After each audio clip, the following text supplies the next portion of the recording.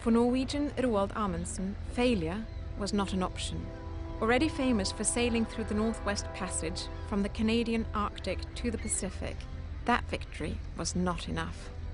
Amundsen began planning an expedition to the North Pole, and in 1907 he asked his idol, Fridtjof Nansen, if he could borrow from the ship that Nansen had taken into the Arctic.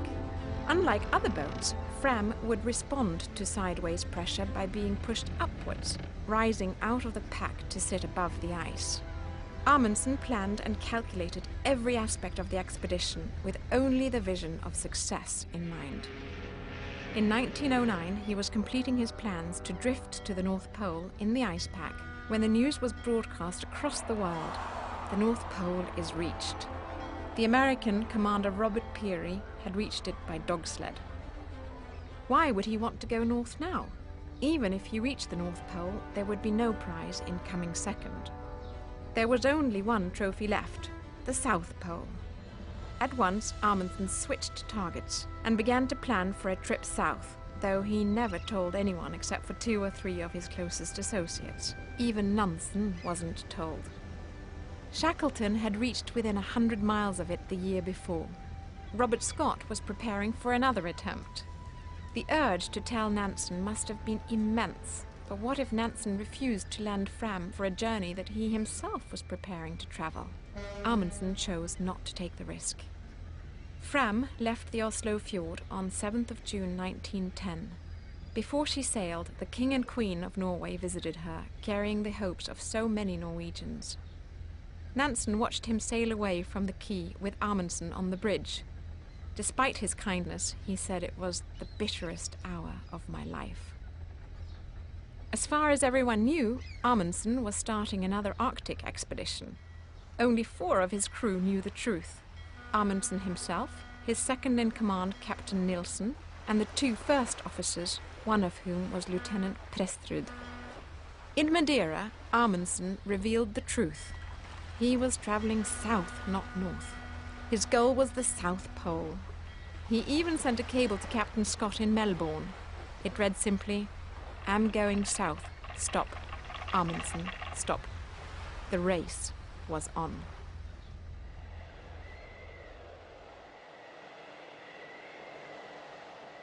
In January 1911, Amundsen and his crew disembarked the Fram on the Ross Ice Barrier, now called the Ross Ice Shelf, 788 miles from the South Pole. In this, Amundsen was taking a huge risk. Unlike Scott, who was heading along a route already attempted by Shackleton, Amundsen planned to beat him by venturing into the unknown. Another difference between the 2 explorers was their chosen draft animals. Scott chose ponies. Amundsen chose Greenland Eskimo dogs. He calculated that besides speed, dogs had other advantages. Beyond the Ross Ice Barrier was a range of mountains rising to more than 10,000 feet that dogs could climb and ponies could not. There was another important factor. Each dog was a mobile store of fresh meat, to be killed and eaten when the time came. To Amundsen, the strategist, the planner, there was nothing cruel in the idea of slaughtering the weakest animals to provide fresh food for the remainder and the men. But there wasn't a man who was not revolted by the prospect of shooting the dogs. How close to the ship Amundsen could erect their base on the ice barrier was critical. Too close to the sea and the shelf ice would carve and drift away. Too far away and they would lose precious time transporting supplies to the camp, the Framheim, the village under the ice. Yet Amundsen had planned for this, and his judgment on where to set up camp proved correct. He planned to set out for the pole in September as soon as spring came. There was no risk that Scott could set off before that.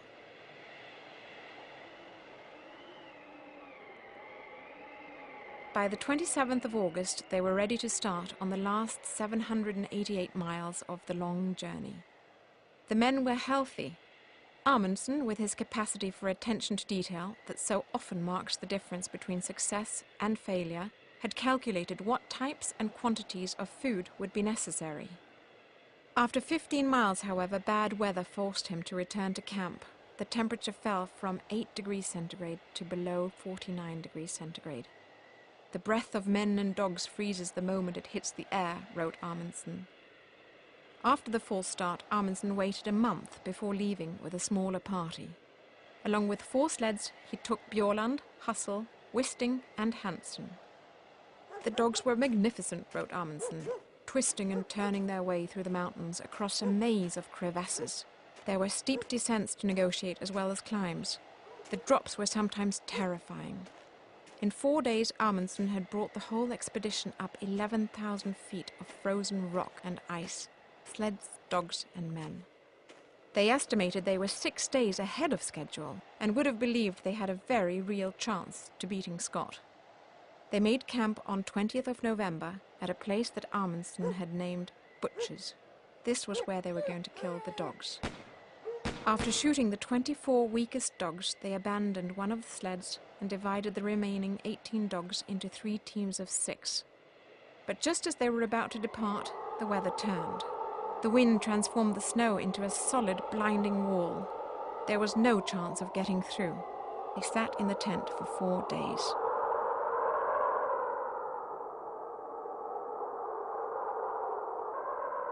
On the 5th day, they could no longer bear the delay. They agreed that it was better to brave the blizzards and make even just a little progress rather than stay put. The wind roared, piercing the skin through cracks in their clothes. The dogs were covered in snow and refused to move. When they did finally set forth, the whole plain ahead was a blanket of drifting snow that covered everything in its path. It was sheer madness, said Amundsen. We were running blind over unknown ground. I was afraid we might fall into a chasm before we could pull up. On 8th of December, they arrived at the farthest point reached by Shackleton 3 years earlier. Latitude 88 degrees, 23 minutes south. No one had ventured beyond. No other moment on the whole journey moved me as much as this, said Amundsen. The weather changed dramatically. With bright sunshine and blue skies, their spirits lifted and it all seemed to have been worth it. The painful sores on the faces, the blistered feet, none of it mattered in comparison to the incredible achievement that was now within their grasp. It was like being a boy again, said Amundsen. Their sled meters ticked off the miles, 9, 10, 11, 12, and at last 15. They paused. Could it be true? Amundsen carefully checked the meters and took sextant readings. They had arrived. At 3 p.m. on 14th of December 1911, they had reached the South Pole. They had beaten Scott by 35 days. They each put a hand around the flagpole made of ski sticks, bearing the Norwegian flag, and pushed it into the ground. Amundsen called the area King Haakon VII Plateau, after the King of Norway. He wrote a note for Scott, asking him to give a message to the king in case he didn't survive the return journey. Along with the note, he put letters from his companions, a pair of mittens, and a spare sextant in a bag, and hung it inside a small tent. Scott would no doubt find them. They surely knew how hard that discovery would be. The men stood together, bareheaded, staring up at the red flag with the white cross and the blue cross over the white. Then they turned north again for their camp, Framheim. They had conquered the South Pole. They had done this for Norway and also for themselves. Amundsen returned to Norway in 1913 after a stay in South America where he wrote The South Pole, his account of the expedition. Scott's party reached the pole on 17th of January 1912, only to discover that Amundsen had beaten them to it. They began the long 1,500-kilometer journey back, but they never made it. Scott and 2 of his men died of starvation and exposure in their tent on the 29th of March, just 20 kilometers from a supply depot. At the time, Amundsen's monumental achievement in reaching the pole was overshadowed by the tragedy of Scott's expedition. Amundsen was regarded by some as cold and calculating. Yet it was precisely Amundsen's careful planning, calculated risks, attention to detail, and need for secrecy that were the reasons for his success, notwithstanding his courage. In Amundsen's words, victory awaits him who has everything in order, luck we call it. Defeat is definitely due for him who has neglected to take the necessary precautions, bad luck we call it.